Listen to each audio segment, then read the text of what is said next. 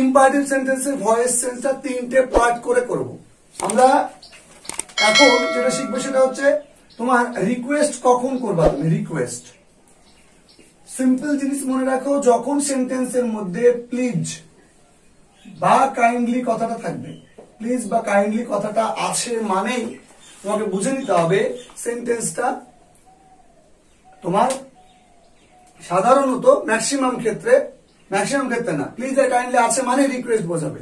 আর অন্যান্য ক্ষেত্রে প্লিজ বা কাইন্ড না থাকলেও মানে রিকোয়েস্ট বোঝায়। ধরে বললাম please,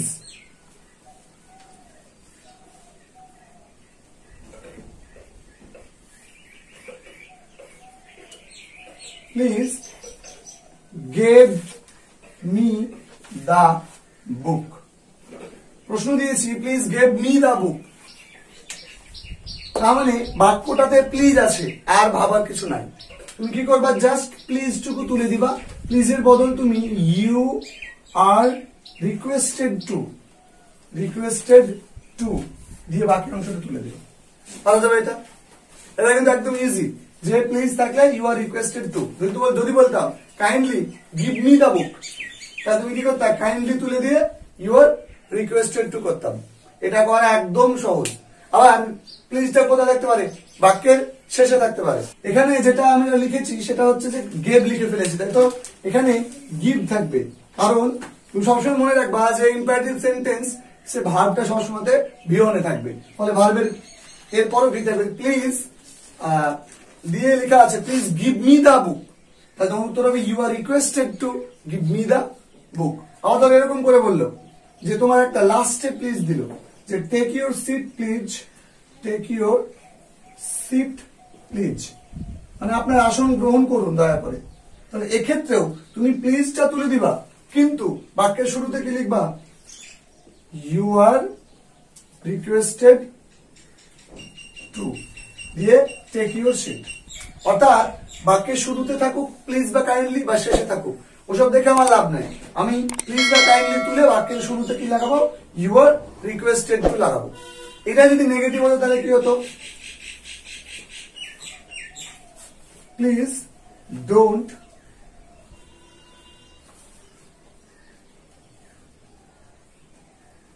argue over the topic. Please don't argue over the topic মানে বিষয়টা নিয়ে তর্ক করো না দয়া করে। তাহলে এক্ষেত্রে ইউ প্লিজ এর জন্য কি লিখবা, বলেছিলাম ইউ আর রিকোয়েস্টেড। এবার তুমি ভার্বের জন্য আর তার আগে কি লিখতা, ভার্বের আগে কি লিখতা, টু লিখতা।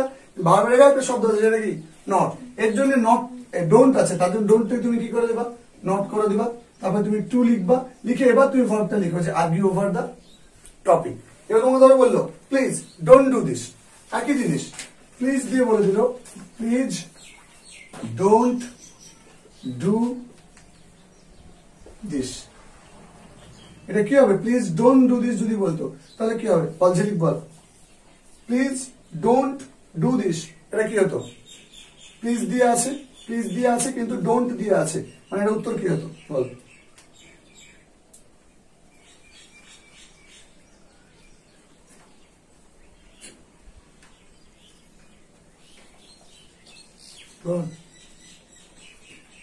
নিয়মে কি বললাম, ইউ আর রিকোয়েস্টেড হবে, প্লিজ এর জন্য ইউ আর রিকোয়েস্টেড, ডোন্ট এর জন্য নট, ভার্বের আগে টু। বল you are requested not to, you are requested not to, তারপরে ডু দিস। কনফিডেন্ট বাড়াতে হবে, you are requested not to do this, এটা হবে আমার কি উত্তর। তাহলে নিশ্চয় রিকোয়েস্ট দিয়ে কিভাবে প্লিজ বা কাইন্ডলি থেকে কিভাবে করতে হবে সেটা নিশ্চয় বুঝতে পারলাম। এখানে ট্রানজিটিভ বা ইন্ট্রানজিটিভের ব্যাপারটা থাকবে না, কারণ প্লিজ এর জন্য তোমাকে চেঞ্জ করতে হবে, ফলে এই ধরনের গুলোকে তোমাকে জোর করেই ভয়েস চেঞ্জটা করতে হবে। তাই তোমাকে ইউ আর রিকোয়েস্টেড টু বা you are requested not to দিয়ে করতে হবে। বোঝা গেল নিশ্চয়। দেখো এবার হচ্ছে অ্যাডভাইস। যদি অ্যাডভাইস হয় বাক্যটা বুঝতে হবে আগে, বাক্যটা পড়ে মিনিং বুঝতে হবে। ডাউট হতে পারে, বাক্যটা অর্ডার হতে পারে, অ্যাডভাইস হতে পারে। তাহলে আমি ধরো একটা এক্সাম্পল যদি তোমাকে দিই, যে সব সময় ভালো কিছু বলা হবে। হেল্প দা হেল্পলেস বললাম, কি বললাম? হেল্প দা হেল্পলেস। এইবার আমাকে বোঝাও যে এইটার মধ্যে দিয়ে অ্যাডভাইস বোঝাচ্ছে না কমেন্ট বোঝাচ্ছে, এটা বুঝতে হবে আগে, কারণ এইটা এরকম জিনিসই থাকবে কিন্তু ভুল হবে। হেল্প দ্য হেল্পলেস মানে কি? অসহায়দের সাহায্য করো। তার মানে অসহায়দের সাহায্য করো অর্থাৎ ভালো কিছু করার কথা বলা হচ্ছে। যখনই কোনো কিছু ভালো করার কথা বলা হবে তখনই কি হবে? অ্যাডভাইস হবে। তাহলে এটা আমরা এতদিন কিভাবে করে আসতাম? কিভাবে করে আসতাম?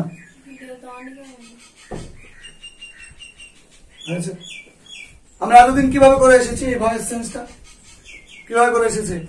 ইউ আর অ্যাডভাইস টু দিয়ে করে এসেছে। স্কুল সারারা এভাবে শিখিয়েছে। ইউ আর অ্যাডভাইস টু দিয়ে এটা করা যাবে না। আমি বলবো না যে ইউ আর অ্যাডভাইস টু দিয়ে তুমি করবা না সেটা, কিন্তু আমি বারণ করছি, অ্যাভয়েড করে যেতে বলছি। You are advise to avoid করে যেতে বলছি। একটা ভীষণ কঠিন সব মানে বাক্য দিয়েছে পরীক্ষার হলে, তুমি মিনিংই বুঝতে পারছো না যে ওটা অ্যাকচুয়ালি অর্ডার বোঝাচ্ছে না কমেন্ট বোঝাচ্ছে। এবার তোমার এই প্রশ্নের উত্তরটা ছুটে যেত, প্রশ্নটা তুমি উত্তরটা পরীক্ষার হলে করে আসতে পারতা না। তখন তুমি ইউ আর অর্ডার টু বা ইউ আর অ্যাডভাইস টু দিয়ে করে আসতে পারো, কিন্তু দেখা বলতে তোমার বাক্যটা আসলে অর্ডার হলোই না, তাই তোমার বাক্যটা টোটালটা ভুল হবে। তাই সবসময় আমি ইউ আর রিকোয়েস্টেড টু বা ইউ আর অর্ডার টু দিয়ে করতে পাবো না। কথা বলতে পারলাম? তাহলে কি দিয়ে করব? দেখো এখানে হেল্প বা হেল্পলেস মানে অসহায়দের সাহায্য করার কথা বলা হচ্ছে, তার মানে এটা একটা অ্যাডভাইস বোঝাচ্ছে কাউকে। তাহলে গঠনটা কি? গঠনটা মনে রাখবা, object plus should be plus কি বললাম? Object plus should be plus কি? ভার্বের থার্ড ফর্ম প্লাস যদি কোনো এক্সটেনশন পার্ট থাকতো তুমি এক্সটেনশন পার্টটা পরপর লিখে দিতে। বলতে পারলাম? যদি তোমাকে কেউ উত্তর করতে দেয় এভাবে উত্তর করতে হবে। যদি কারো খাতাতে দেখো যে উত্তর তারা ইউ আর অ্যাডভাইস টু দিয়ে করেছে, তোমার এই উত্তরটা হয়তো এটা ভুল হচ্ছে, ইউ আর অ্যাডভাইস টু দিয়ে করতে হবে। তুমি কনফিডেন্ট থাকো যে ইউ আর অ্যাডভাইস টু এর থেকে এই প্যাটার্নটা হচ্ছে কারেক্ট অ্যাপ্রোপ্রিয়েট উত্তর হবে। কারণ এটার আমি কি করবো? অবজেক্ট কোনটা গো? হেল্প, একটা শব্দ বাদ দিয়ে বাকি শব্দটা দেখো, দা হেল্পলেস, তার মানে দা আছে এবং এইটা লেস যুক্ত হয়ে গেলে কি হয়? অসহায়। অসহায় ব্যক্তিদের, কাদের? অসহায়। বা হেল্পলেস মানে হচ্ছে কাকে? অসহায়দেরকে। তাহলে এক্ষেত্রে তুমি করতে পারো কি? যে দা হেল্পলেস শুড বি কি? Should be help. এইভাবেই তোমাকে করতে হবে। আর আমি যখন পরীক্ষাগুলো নিব বা প্র্যাকটিস করতে দেবো তখন আমি একটাও অ্যাডভাইস টু দিয়ে উত্তর ঠিক দেবো না। বলতে পারলাম? অ্যাডভাইস টু দিয়ে ইউ আর অ্যাডভাইস টু আমি লিখতে দেবো না। এবার দেখো এখানে 2 নম্বর। 2 নম্বরে গিয়ে কি? 2 নম্বরে গিয়ে তখন আমি বললাম love your country. Love your country. তাহলে এই উত্তরটা কি হবে? কেউ একজন বলো এই উত্তরটা কি লিখবো? Love your country. Your country love would be loved. Your country, your country should be loved. Your country should be loved. এবার এটা যদি নেগেটিভে থাকতো, সাপোজ ধরে নাও যে একটা বলবো যে ডবল কাল ইউজ করি, ডোন্ট ইনসাল্ট দা পোর। আমরা নিচু ক্লাসে একদম বলেছিলাম যে নিচু ক্লাসের ছেলেদের হলে আমি এটা তাদেরকে সাজেস্ট করে দিতাম যে তোমরা ডোন্ট থাকলে এভাবে করবা। কেন? 7-8 এর ছেলেদেরকে, কারণ তারা হয়তো অর্থটা ঠিকভাবে বুঝতে পারবে না, কিন্তু তোমরা অর্থটা বুঝতে পারবা। তোমাদেরকে বুঝতে হবে, না পারলেও বুঝতে হবে।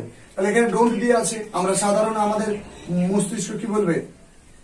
মাথা না কাটিয়ে ইউ আর ফরবিডেন টু করে দিতে বলবে। কিন্তু এক্ষেত্রে দেখতে হবে বাক্যে, যেমন এখানে কি ছিল গো? ইন্টারজেক্টিভ ভার্ব, অবজেক্ট ছিল। অবজেক্ট ছিল তো, এক্ষেত্রে অবজেক্ট ছিল, এক্ষেত্রে অবজেক্ট আছে। দেখো ডোন্ট থাকলে বলেছি পরপর 2টো শব্দ বাদ দিতে। তারপরে তো দা পোর, মানে এটা পোর মানে গরিবদেরকে বোঝানো হচ্ছে, তার মানে এটা নাউন। নাউন হলে কি হবে? তখন এটা অবজেক্ট। তাহলে অবজেক্ট যখন থাকবে তখন তোমার কি করতে হবে? এই দিয়ে করতে হবে। তাহলে গঠনটা কি হবে নেগেটিভের? Object plus should not be plus ভার্বের থার্ড ফর্ম প্লাস এক্সটেনশন। তোমাদের আমি এর আগেই বলেছিলাম যে ইম্পারেটিভ সেন্টেন্স এর আগে করিয়েছি, আবারও করাবো, কারণ আমরা নর্মাল নিয়ম অনুযায়ী করিয়েছিলাম, আগে যেটা আমরা শিখেছিলাম ছোটকালে ওইটার নিয়ম অনুযায়ী বলেছিলাম। তাহলে এই উত্তরটা কি হবে এবার বলো, কি হবে? The poor should not be insulted. The poor should not be insulted. তাই তো, the poor should not be insulted. Hello, প্রথমেরটা বুঝতে পারি, প্রথম এক্সাম্পলটা মুছে দিলাম, প্রথম এক্সাম্পলটা। এবার দেখো, আমি যদি এবার বলতাম তোমাকে এই সেম জিনিস যে don't run in the San, run in the সান, এইবার উত্তরটা তুমি কি করতা? ডোন্ট রান ইন দ্য সান বলে উত্তরটা তুমি কি করতা? ডোন্ট রান ইন দ্য সান, উত্তরটা কি করতাম? ভালো করে বোঝো। এবার বাক্যটাতে ডোন্ট থাকলে পাবো দুটো শব্দ বাদ দিতে বলেছি, দুটো শব্দ বাদ দিয়ে যে অংশটা পড়ে আছে ইন দ্য সান, মানে এখানে সান যদিও বা নাউন, কিন্তু এখানে ইন দ্য সান কথাটা বলা হচ্ছে। তার মানে রোদের মধ্যে দৌড়াদৌড়ি করো না। তোমাকে যদি এবার তুমি যদি কি দিয়ে প্রশ্ন করো, দৌড়াদৌড়ি করো না, কি কাকে, উত্তর পাচ্ছি। কি দৌড়াদৌড়ি করো না, কাকে দৌড়াদৌড়ি করো না, উত্তর পাচ্ছি। যদি বলতাম যে ডোন্ট বিট দ্য বেবি, মানে বেবিটাকে মানে বাচ্চাটাকে মেরো না যদি বলতাম, তাহলে কি হতো? তাহলে এটা উপদেশ দেওয়া হতো। তাহলে বিট দ্য বেবি আমি পাচ্ছিলাম, যে বেবি কথাটাকে পাচ্ছিলাম, কিন্তু এখানে নাই। যখন থাকবে না, অর্থাৎ যখন ইন্ট্রানজিটিভ হবে, ইন্ট্রানজিটিভ কেসের ক্ষেত্রে, আচ্ছা এখানে এদিকে বলে দিই, যখন ইন্ট্রানজিটিভ হবে তখন তোমাকে কি করতে হবে? তখন তুমি ইউ আর অ্যাডভাইসড, অবশ্যই এটা এসিডি হবে অ্যাডভাইসড এর ক্ষেত্রে। এটা অনেকে ভুল করি আমরা, সিডি করি। ইউ আর অ্যাডভাইসড, তারপরে কি হবে? নট টু, মানে এই যে ডোন্টের জন্য লিখলাম to run in the sun. Hello, আর একটা এক্সাম্পল বলি, যে ধরো কেউ কোনোভাবে অসুস্থ আছে, তাহলে আমরা এই কথাটা বলি যে don't work hard, don't work hard. কি হবে উত্তরটা? ডোন্ট ওয়ার্ক হার্ড তা বলেছি, তার উত্তরটা কি হবে? Don't work hard. উত্তর কি হবে? দুটো শব্দ বাদ দিতে বলেছি, তাহলে হার্ড, এটা কি কোনো নাউন? এটা কোনো নাউন না, তাহলে এবার অবজেক্ট নাই, সাধারণ সেন্স। তাও তুমি প্রশ্ন করে দেখতে পারো, অন্যভাবে ফিরে দেখতে পারো। তাহলে এক্ষেত্রে কি হবে? উত্তর বলো। You are advised not to work hard. নিশ্চয়ই পারা যাবে।